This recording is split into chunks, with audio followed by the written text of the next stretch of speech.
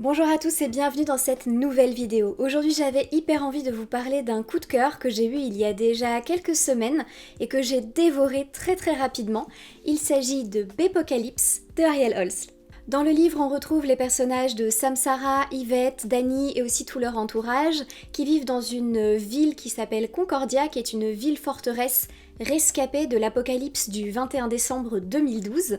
Et en fait, dans cette ville, tous les quartiers ont été modifiés, il y a des personnes et des animaux qui ont muté et la vie a profondément changé. L'histoire est écrite à la troisième personne, mais on suit en fait le point de vue de Samsara, qui est une jeune fille qui a perdu son père policier pendant l'apocalypse, qui a un tempérament assez explosif et qui veut en fait rentrer dans la milice pour pouvoir protéger les gens comme son père l'a fait avant elle. Bon, déjà je peux commencer par dire que selon moi le texte est absolument parfait, j'adore le style d'Ariel Holz, je le trouve hyper simple et en même temps toujours très juste, les mots s'enchaînent avec beaucoup d'évidence, il en fait pas trop, mais c'est fluide et hyper agréable à lire. Les personnages aussi sont extrêmement bien écrits et je trouve qu'on voit leurs qualités, leurs défauts et ça fait d'eux des êtres humains et non pas des héros. Et ça on le remarque surtout avec Samsara qui est donc une jeune fille qui va faire parfois des erreurs qui ont des conséquences terribles, mais en fait elle fait toujours ce qu'elle estime juste sur le moment ou alors ce que lui dictent ses émotions sans mesurer l'impact de ses actes. Et ça, je trouve que ça fonctionne très bien et c'est ce que j'aime beaucoup avec cet auteur, je trouve qu'il arrive très bien à saisir les subtilités de l'être humain dans ses personnages. Il n'y a pas de personnage tout gentil ou de personnage tout méchant. En fait, chacun poursuit un but, chacun a ses propres motivations et du coup estime que ce qu'il fait lui, que le but qu'il poursuit lui est le bon et le bien. Et ça, je trouve que ça marche très bien. En plus, les descriptions des personnages montrent des personnages de différentes couleurs de peau, de différentes nationalités, et ça, moi, en tant que blanche qui, je pense, assez naturellement a tendance à imaginer tous les personnages blancs, bah ça me donne toujours un petit coup de pouce pour essayer de mettre un petit peu de diversité dans ma tête et dans mon imagination, donc je trouve que c'est hyper intéressant et j'aime beaucoup, c'est quelque chose que j'aimerais voir davantage dans les romans. J'ai aussi beaucoup aimé les relations entre les personnages dans le roman, j'aime beaucoup comme elles sont construites, que ce soit des relations amicales, amoureuses ou avec la famille, puisque on montre des relations saines et des relations malsaines, mais les relations qui ne sont pas saines, elles sont clairement pointées comme telles, il n'y a pas de doute en fait sur le fait que c'est pas bon et que ça devrait pas être comme ça. Il n'y a pas de romantisation en fait des relations toxiques. Une relation toxique, elle est montrée comme quelque chose de toxique et même quelque chose qui peut mettre légèrement mal à l'aise à certains moments du roman. Donc je trouve que c'est bien parce que dans certains romans, on romantise beaucoup les relations malsaines et ça crée une sorte de doute sur ce qui est bien ou pas dans une relation, alors que là non, il n'y a pas de doute. Si c'est malsain et c'est tout quoi. Le roman aborde de nombreuses thématiques qui sont très intéressantes et très d'actualité, comme notamment l'adolescence et toutes les difficultés que ça peut représenter. J'adore l'adolescence, je trouve que c'est toujours une thématique hyper intéressante à montrer parce que il y a énormément de choses qui se passent à ce moment-là. On est ni adulte ni enfant, on essaye d'être en phase avec soi-même, de trouver sa place parmi les autres, de trouver sa place dans la société, et puis d'affirmer sa personnalité par rapport à soi-même, par rapport aux autres. Et du coup, je trouve qu'il y a tellement de choses à en dire. Et dans le roman, on voit très bien ça avec Samsara, avec Yvette, avec Dany, mais surtout avec Samsara, je pense, parce que elle est encore dans cette phase où elle se dit je suis encore une enfant, donc si je fais des erreurs, on pourra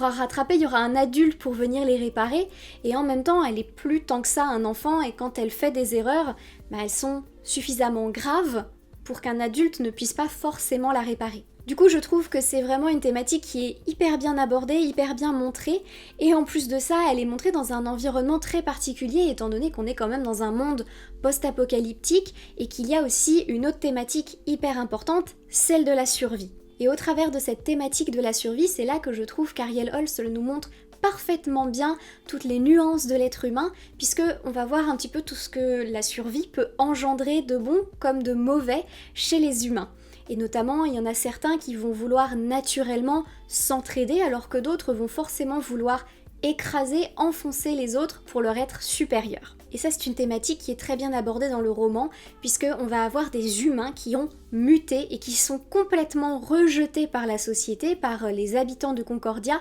parce qu'ils font peur. Les gens vont préférer les mettre de côté, les parquer au sens propre, plutôt que d'essayer de savoir ce qu'ils peuvent apporter, d'essayer de les comprendre. Et ça, je trouve que c'est un merveilleux moyen de parler de la peur de la différence de l'autre, de racisme, et de montrer que la différence peut être une richesse plutôt qu'une inquiétude. Au final, selon moi, Bépocalypse parle surtout de l'ignorance et de l'effet terrible qu'elle peut avoir. La ville de Concordia, c'est une ville qui vit en totale autarcie, qui ne connaît rien du monde extérieur et qui d'ailleurs ne sait pas grand-chose non plus de certaines personnes qui vivent en son sein parce qu'il y a une énorme limitation des connaissances pour mieux manipuler les gens. Par exemple, le fait que les gens aient aussi peur des humains qui ont muté, c'est surtout parce qu'ils ne savent rien de ces personnes et qu'ils n'ont aucun accès à la connaissance puisqu'ils ne peuvent pas échanger avec eux. Et je trouve que c'est une thématique qui est d'autant plus frappante et importante dans ce roman que la ville de Concordia, elle n'est pas totalement exotique, c'est pas... Même si c'est dans un contexte post-apocalyptique, la vie que les personnes vivent à Concordia ressemble quand même à quelque chose que l'on connaît, nous, dans nos propres vies, ou alors dans des séries, dans des films. En tout cas, ce n'est pas des choses qui semblent totalement invraisemblables non plus. Et le fait que la connaissance, ça soit la clé pour justement ne pas sombrer, ne pas complètement abandonner notre humanité et ne pas abandonner nos chances de survie, je trouve que c'est quelque chose de particulièrement intéressant à traiter dans ce roman, puisque même si ça s'applique à un monde post-apocalyptique, ça s'applique totalement à notre vie actuelle. D'ailleurs, la ville en elle-même est quasiment un personnage à part entière dans le roman, et ça c'est quelque chose que j'aime beaucoup avec cet auteur. Ça m'a d'ailleurs fait beaucoup penser aux Sœurs Carmine, où Grisaille est carrément un personnage à part entière aussi, donc la ville est un personnage du roman. Et là c'est la même chose, on a vraiment une ville qui est hyper bien décrite avec ses différents quartiers, chaque quartier renferme ses propres dangers, et puis il y a des belles descriptions, il y a aussi une carte au début du roman, ça j'aime beaucoup, mais qui permettent vraiment de cartographier mentalement les lieux, d'être vraiment présent et de visualiser les endroits où Samsara et les autres personnages vont se rendre. Là aussi, je trouve que personnifier cette ville, qu'elle soit quasiment un personnage à part entière, c'est quelque chose de très fort, puisque on a quand même une ville qui est prisonnière d'elle-même, étant donné qu'elle est complètement renfermée sur elle-même, qu'elle ne connaît rien de l'extérieur, et ça, je trouve que ça crée une ambiance très très particulière. Bon, en bref, vous l'aurez compris, c'est un énorme coup de cœur pour moi, j'ai adoré ce roman, je trouve que l'histoire est au top, j'ai adoré les personnages, j'ai adoré les thématiques, j'ai adoré la manière dont est décrit la ville, j'ai adoré le style, bref, tout me va dans ce roman, c'était parfait pour moi. En plus de ça, au tout début du roman, il y a un petit clin d'œil à un personnage de Terry Pratchett dans les Annales du Disque Monde, qui est un personnage très drôle qu'on retrouve très souvent dans les rues d'Ankh-Morpork, et ça m'a tout de suite permis d'accrocher à l'histoire. Bon, clairement, je ne suis jamais déçue avec Ariel Holz, c'est vraiment un de mes auteurs français préféré, j'adore son humour, j'adore son style, je trouve que les histoires sont toujours hyper intéressantes, hyper bien construites, les personnages j'aime beaucoup aussi comme il les traite, donc pour moi c'est toujours une très bonne découverte et je sais que je ne vais pas être déçue, donc c'est un peu comme quand je prends un Terry Pratchett, je sais pas dans quoi je me lance mais je sais que je vais pas être déçue. Clairement c'est la même chose. Du coup je pense que vous l'aurez compris, j'ai adoré et je vous recommande Bépocalypse. C'est vraiment un roman personnellement que j'ai dévoré. Il est pas si petit mais j'aurais bien aimé qu'il y en ait beaucoup plus et que ça dure beaucoup plus longtemps tellement j'étais bien dans cet univers et tellement j'ai aimé l'histoire. Donc je ne peux que vous le conseiller. Voilà, cette petite vidéo coup de cœur touche déjà à sa fin, j'espère que ça vous aura plu et que ça vous aura donné envie de lire ce roman. En tout cas, en attendant une prochaine vidéo, moi je vous souhaite d'excellentes lectures, une très bonne semaine et je vous dis à très bientôt.